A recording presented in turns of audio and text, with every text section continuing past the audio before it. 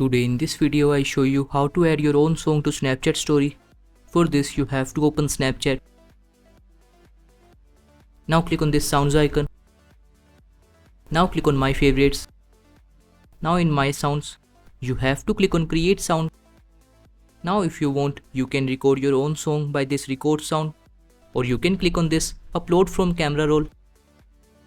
And now select the video in which you have your own song. Now click on sound name and type the name you want. Now if you want to make this public, then turn on this toggle, and after that click on save sound.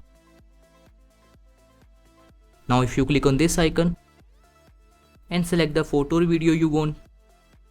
Now click on this and select sound icon. Open my favorites. Now in my sounds you can see your own song is showing in this.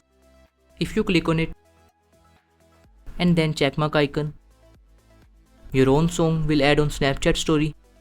You can click on this story or send to make this your story. So this is how you can add your own song to Snapchat story. Thank you for watching this video. Please like this video and subscribe to my channel for more interesting videos like this.